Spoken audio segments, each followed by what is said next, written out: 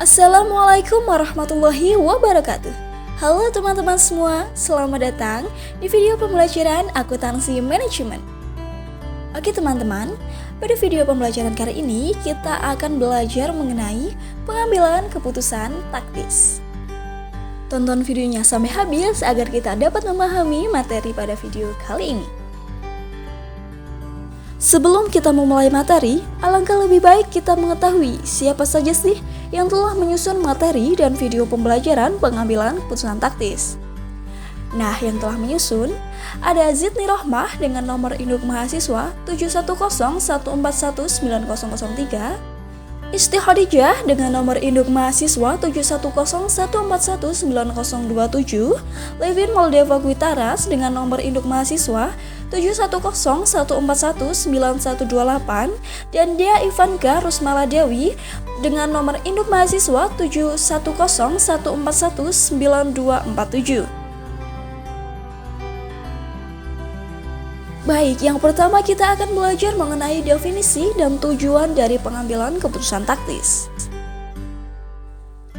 Menurut Hansen dan Mowen, keputusan taktis merupakan suatu tindakan berskala kecil yang bermanfaat untuk tujuan jangka panjang. Pengambilan keputusan taktis terdiri atas pemilihan di antara berbagai alternatif dengan hasil yang langsung atau terbatas. Pengambilan keputusan taktis atau tactical decision making adalah pengambilan keputusan dengan memilih dari beberapa alternatif dalam waktu yang singkat. Misalnya, menerima pesanan khusus dengan harga yang lebih rendah dari harga normal untuk memanfaatkan kapasitas yang masih menganggur. Tujuan keseluruhan dari pengambilan keputusan strategis adalah memiliki strategi alternatif sehingga keunggulan bersaing jangka panjang dapat tercapai. Pengambilan keputusan taktis harus mendukung tujuan keseluruhan ini, meskipun tujuan langsungnya berjangka pendek atau dengan kata lain menerima satu pesanan khusus untuk meningkatkan laba atau berskala kecil, memproduksi sendiri daripada membeli komponen.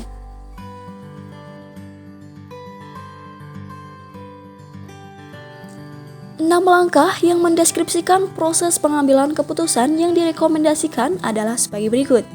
Yang pertama, kenali dan definisikan masalah. Yang kedua, identifikasi setiap alternatif sebagai solusi yang layak atau masalah tersebut, eliminasi alternatif yang secara nyata tidak layak. Ketiga, identifikasi biaya dan manfaat yang berkaitan dengan setiap alternatif yang layak. Klasifikasikanlah biaya dan manfaat sebagai relevan atau tidak relevan serta eliminasilah biaya dan manfaat yang tidak relevan dari pertimbangan. Yang keempat, hitunglah total biaya dan manfaat yang relevan dari masing-masing alternatif. Yang kelima, nilailah faktor-faktor kualitatif. Dan yang terakhir adalah pilihlah alternatif yang menawarkan manfaat terbesar secara keseluruhan. Keenam langkah ini mendefinisikan model pengambilan keputusan sederhana. Model keputusan atau decision model adalah serangkaian prosedur yang jika diikuti akan mengarah ke suatu keputusan.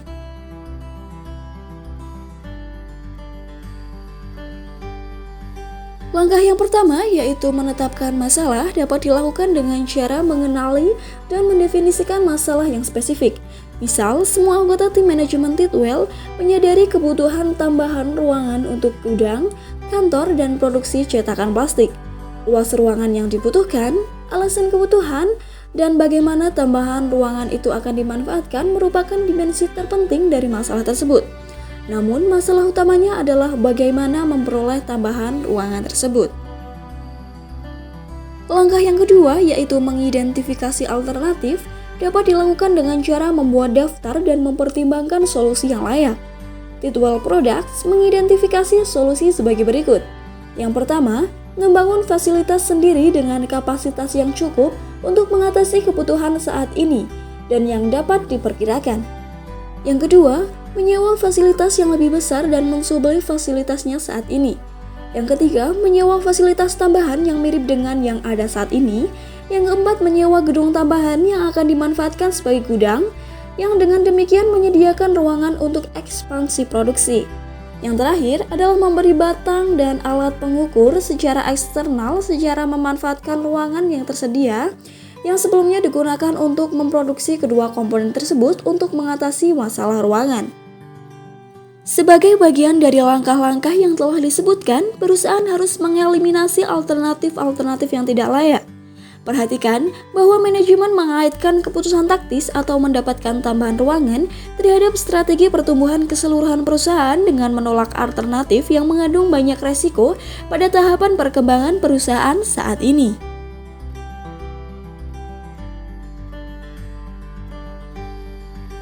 Langkah yang ketiga yaitu mengidentifikasi biaya dan manfaat yang berkaitan dengan setiap alternatif yang layak. Anggaplah Titwell Products menetapkan biaya pembuatan barang dan alat pengukur mencakup hal-hal berikut. Bahan baku langsung sebesar 130.000 US dollar di debit, tenaga kerja langsung sebesar 150 US dollar di debit, overhead variabel sebesar 65 US dollar di debit, dan total biaya produksi variabel sebesar 345.000 US dollar di kredit. Selain itu, Titwell harus menyewa gudang untuk mengatasi masalah ruangan jika produksi dan alat pengukur dilakukan secara internal. Gudang yang sesuai telah ditentukan dengan biaya sewa sebesar 135.000 US dollar per tahun. Alternatif kedua adalah membeli batang dan alat pengukur secara eksternal serta memanfaatkan ruang produksi yang telah dikosongkan. Pemasok luar telah menawarkan untuk memasok produk dalam jumlah yang mencukupi sebesar 460.000 US dollar per tahun. Langkah yang keempat yaitu menghitung total biaya dan manfaat yang relevan untuk setiap alternatif yang layak. Sekarang kita tahu bahwa alternatif 4 yaitu terus memproduksi secara internal dan menyewa ruangan tambahan membutuhkan biaya sebesar 480.000 US dollar. Sementara alternatif 5 yaitu membeli dari luar dan memanfaatkan ruang sendiri membutuhkan biaya sebesar 460.000 US dollar. Perbedaan biaya adalah 20.000 US dollar untuk keunggulan alternatif 5. Langkah yang kelima yaitu menilai faktor-faktor kualitatif. Meskipun biaya dan pendapatan yang berhubungan dengan alternatif adalah penting, namun keduanya belum mampu menjelaskan secara keseluruhan. Faktor-faktor kualitatif dapat secara nyata mempengaruhi keputusan manajer. Faktor-faktor kualitatif merupakan faktor yang sulit dinyatakan dalam angka. Sebagai contoh, dalam keputusan memproduksi atau membeli yang dihadapi oleh Titwell Product, yaitu mutu barang dan alat pengukur yang dibeli secara eksternal, yaitu yang pertama, keandalan sumber pasokan, yang kedua, perkiraan kestabilan harga selama beberapa tahun berikutnya, yang ketiga, hubungan ketenaga kerjaan, yang keempat, citra masyarakat, dan lain-lain.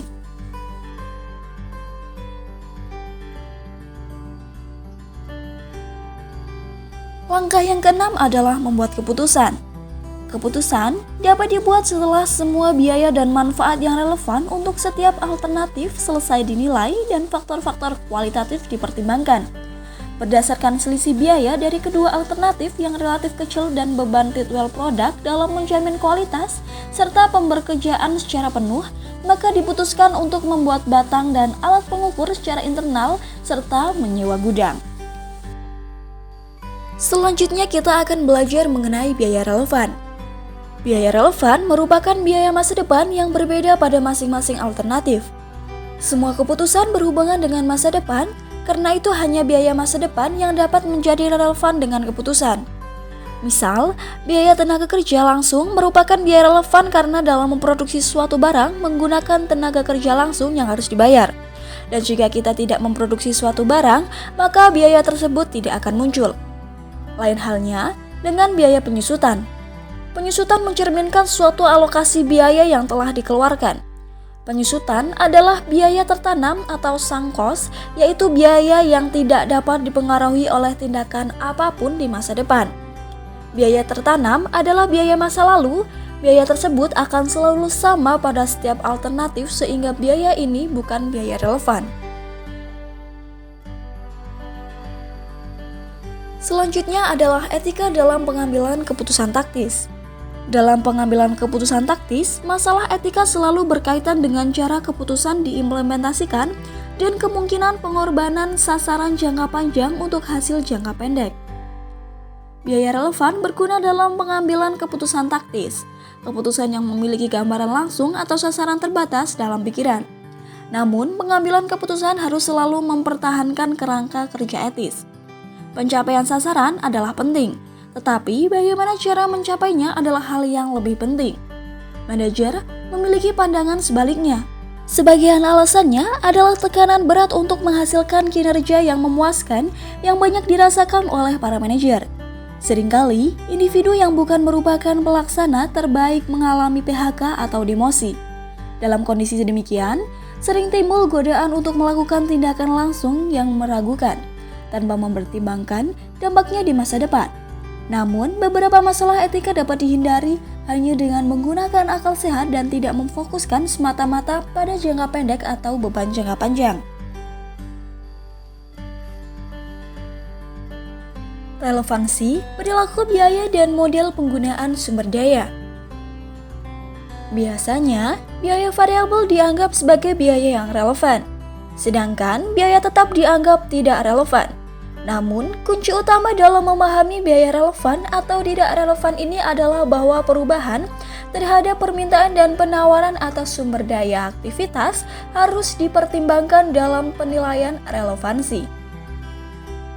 Jika perubahan dalam penawaran dan permintaan sumber daya terhadap beberapa alternatif menyebabkan perubahan dalam pengeluaran sumber daya, maka perubahan dalam pengeluaran sumber daya merupakan biaya relevan yang harus digunakan dalam menilai keunggulan relatif dari dua alternatif.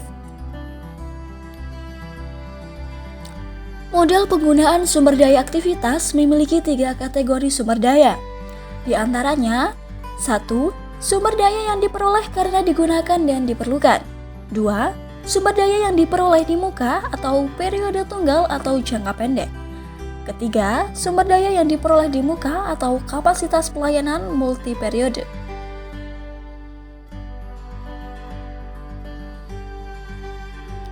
Berikut merupakan model penggunaan sumber daya aktivitas dan penilaian relevansi. Dapat terlihat di layar, model penggunaan sumber daya aktivitas terbagi menjadi 3 kolom. Kolom yang pertama adalah kategori sumber daya, yang kedua adalah keterkaitan permintaan dan penawaran dari kategori sumber daya, dan yang terakhir adalah kolom relevansi, yaitu kolom relevan atau tidak relevan. Selanjutnya adalah sumber daya fleksibel atau flexible resources. Sumber daya fleksibel atau flexible resources adalah sumber daya yang dapat dengan mudah diperoleh pada saat dan dengan jumlah yang diinginkan. Misalnya, listrik.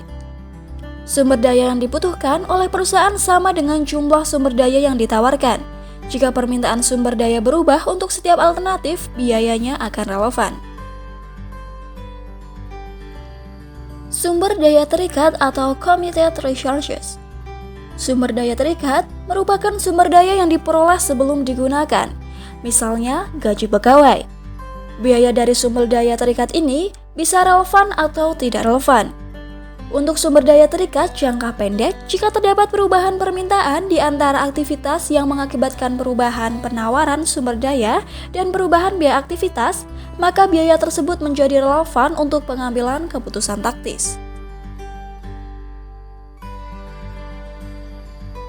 Penerapan konsep pembuatan keputusan taktis dalam berbagai situasi bisnis. Konsep keputusan taktis dapat digunakan dalam berbagai skenario pembuatan keputusan seperti berikut. Yang pertama, keputusan membuat atau membeli produk, atau make or buy decision.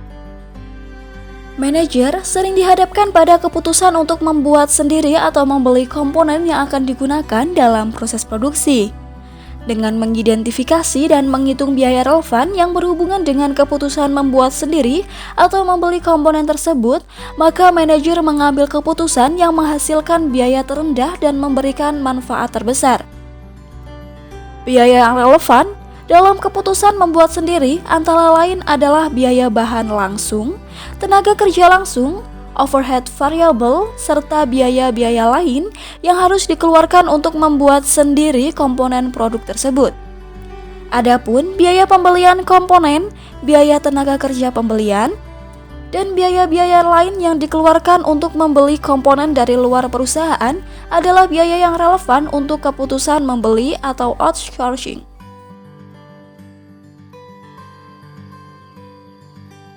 Berikut merupakan contoh soal dari keputusan membuat atau membeli produk. Berdasarkan contoh kasus soal tersebut, masalah dan alternatif yang layak telah dapat diidentifikasi. Karena jangkauan keputusan hanya satu periode, maka tidak diperlukan perhatian terhadap biaya yang muncul secara periodik. Perhitungan biaya relevan secara khusus dapat berguna untuk analisis jangka pendek. Yang perlu dilakukan adalah mengidentifikasi biaya relevan, menjumlahkannya, dan menetapkan pilihan atau dengan asumsi tidak ada masalah kualitatif. Perhatikan biaya yang berkaitan dengan produksi 10.000 komponen. Biaya penyerapan penuh atau full absorption cost dihitung seperti tabel yang telah tertera di layar.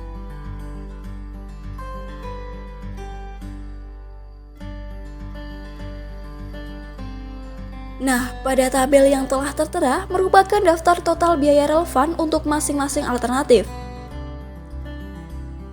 Pada keterangan terdapat sewa peralatan, bahan baku langsung, tenaga kerja langsung, overhead variabel, biaya pembelian, tenaga kerja paruh waktu, dan akan menghasilkan total biaya relevan. Berdasarkan analisis tersebut, menunjukkan bahwa membuat komponen sendiri adalah 11.000 US dollar lebih murah daripada membelinya. Jadi, tawaran-tawaran dari pemasok harus ditolak.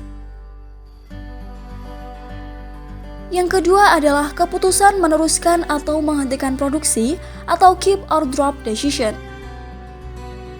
Seringkali, manajer harus memutuskan apakah suatu segmen seperti lini produk harus dipertahankan atau dihapus.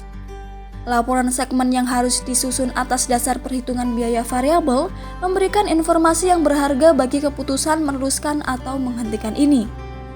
Perhitungan biaya relevan akan membantu menggambarkan bagaimana informasi tersebut harus digunakan. Seorang manajer hendaknya berusaha mengumpulkan seluruh informasi yang diperlukan untuk membuat keputusan terbaik dan mengidentifikasi setiap solusi yang layak. Manajer mungkin tidak mampu untuk melakukannya sehingga sebaiknya manajer meminta input-input dari orang lain yang memahami masalah tersebut. Boleh jadi muncul alternatif tambahan dari input tersebut. Contoh solusi yang mungkin muncul dalam jenis keputusan ini adalah 1. Mempertahankan lini produk, 2. Menghentikannya, atau yang ketiga, menghentikan lini produk dan menggantikannya dengan produk lain. Yang ketiga adalah keputusan terhadap suatu pesanan khusus atau special order decision. Perusahaan sering mendapat kesempatan untuk mempertimbangkan pesanan khusus dari calon pelanggan dalam pasar yang dilayani tidak seperti biasanya. Oleh karenanya, manajer harus memutuskan apakah akan menerima atau menolak pesanan khusus tersebut. Pesanan seperti ini akan menguntungkan perusahaan, terutama ketika perusahaan sedang beroperasi di bawah kapasitas produksi maksimumnya. Meskipun penawaran untuk pesanan tersebut mungkin berada di bawah harga jual normal untuk produk atau bahkan di bawah total biaya per unit, menerima pesanan tersebut mungkin akan menguntungkan. Pemanfaatan kapasitas menganggur, mengoptimalkan biaya tetap, serta hilangnya biaya-biaya yang tidak lagi relevan menjadi pertimbangan dalam pengambilan keputusan terhadap pesanan khusus.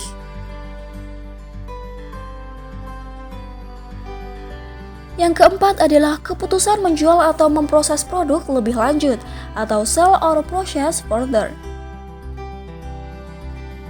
Produk gabungan atau joint product memiliki proses yang umum dan biaya produksi sampai pada titik pemisahan atau split off point. Pada titik tersebut, produk-produk tersebut dapat dibebankan. Seringkali produk gabungan dijual pada titik pemisahan. Namun, terkadang lebih menguntungkan memproses lebih lanjut suatu produk gabungan sebelum menjualnya. Keputusan penting harus dibuat manajer mengenai apakah akan menjual atau memproses lebih lanjut produk gabungan setelah titik pemisahan.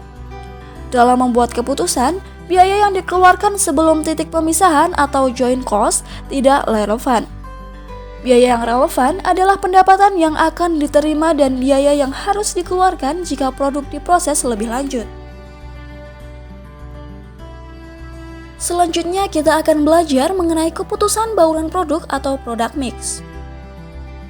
Suatu perusahaan yang memproduksi dan menjual beberapa macam produk harus membuat keputusan tentang proporsi produksi masing-masing produk dalam total produksinya. Hal ini disebut dengan product mix. Setiap bauran produk mencerminkan suatu alternatif yang memiliki konsekuensi terhadap laba yang dihasilkan. Manajer harus memilih alternatif yang memaksimalkan margin kontribusi total. Dengan keterbatasan sumber daya yang dimiliki oleh perusahaan disebut dengan constraint, manajemen harus memilih bauran produk yang optimal.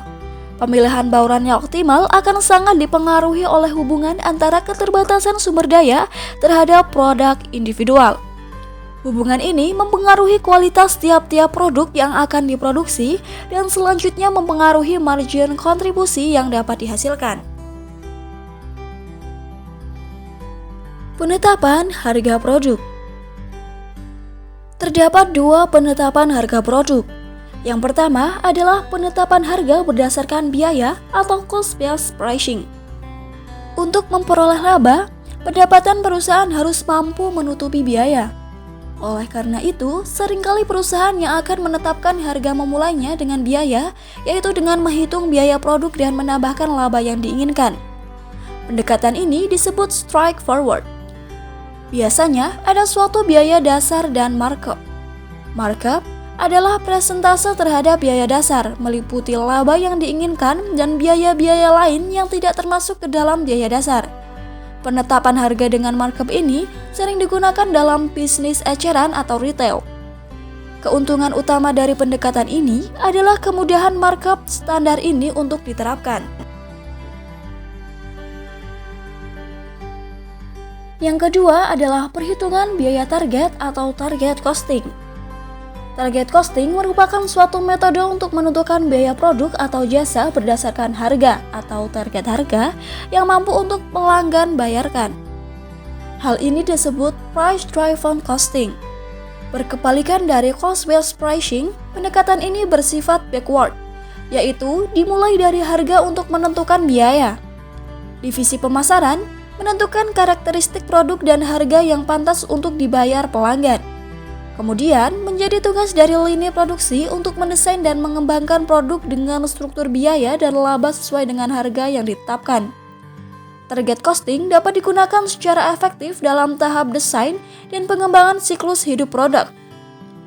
Perusahaan Jepang menjadi pelopor dalam penggunaan target costing dan mampu menghasilkan produk dengan harga rendah serta berhasil memenangkan pasar.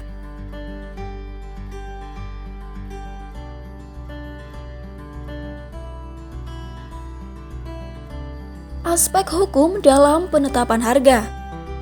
Prinsip dasar dari peraturan hukum dalam penetapan harga adalah mendorong persaingan yang sehat dan mencegah terjadinya kolusi untuk menetapkan harga dan menyingkirkan pesaing dari bisnis.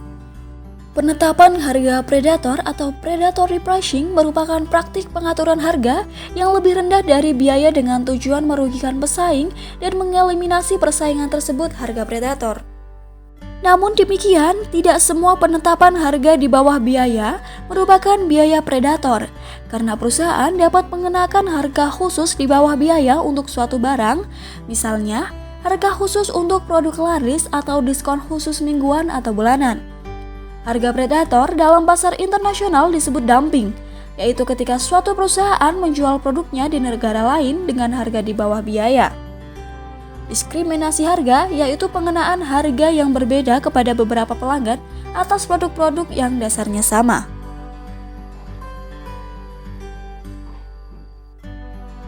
Selanjutnya adalah keadilan dalam penetapan harga. Standar masyarakat mengenai keadilan sangat penting dalam penetapan harga. Eksploitasi harga atau price gouging terjadi jika perusahaan dengan kekuatan pasar menghargai produknya sangat tinggi. Dalam keadaan ini, biaya menjadi pertimbangan. Jika harga yang dikenakan hanya untuk menutupi biaya, maka eksploitasi harga tidak terjadi. Perusahaan sering mendapat kesulitan untuk menjelaskan struktur biaya mereka dan mendapati munculnya biaya-biaya yang mungkin tidak disadari pelanggan. Perlu diingat bahwa etika dibangun di atas rasa keadilan. Perilaku yang tidak etis dalam penetapan harga berkaitan dengan usaha mendapatkan keuntungan secara tidak adil dari pelanggan, misalnya menaikkan harga barang dalam kondisi bencana untuk mengambil keuntungan.